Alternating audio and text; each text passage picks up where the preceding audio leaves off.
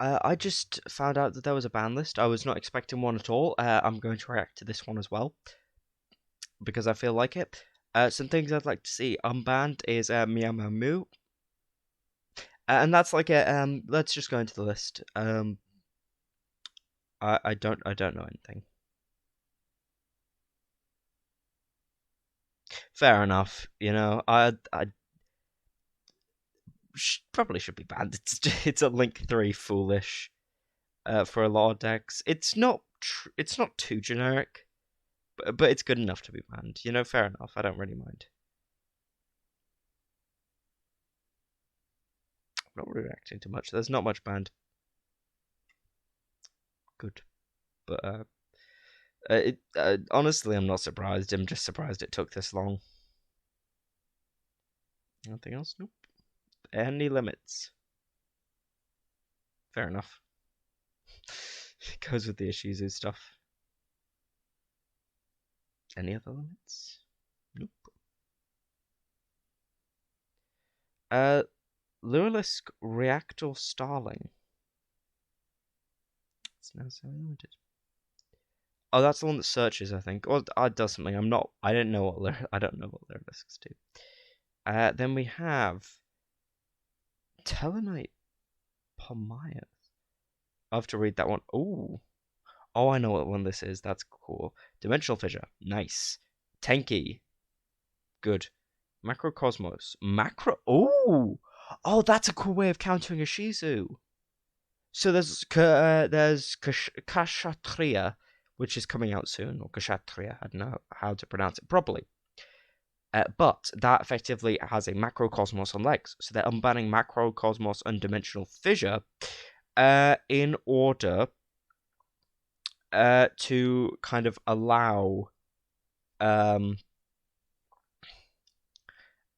for there to be floodgates to counter a Shizu tier, which is quite exciting for Macrocosmos, but with the downside that a Shizu tier can actually set that up with Griffin, but it does come up with the downside, so that's interesting.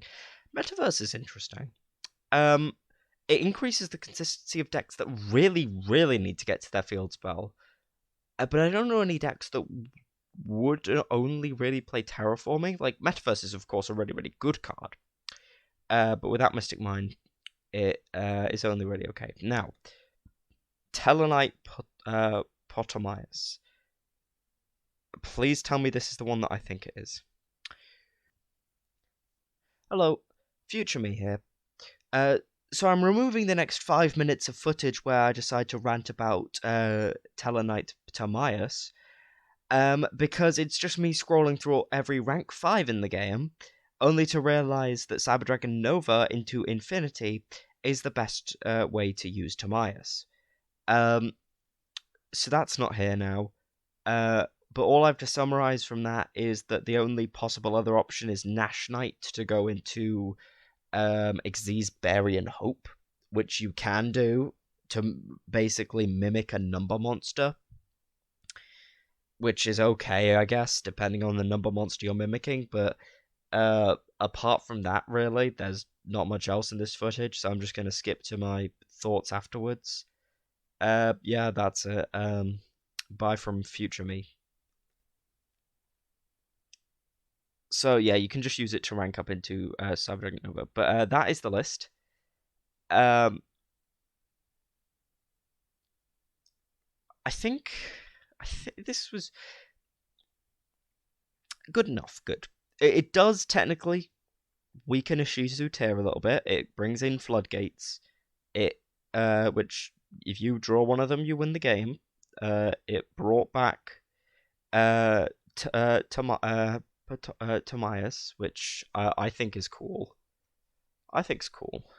That can be abused in a few decks, but like a rank 4 that requires 3 materials just to go into a negate that does lose to the negate loses to Nibiru, but not the combo. Which fair enough. I feel like it's fairly fair for the current metagame.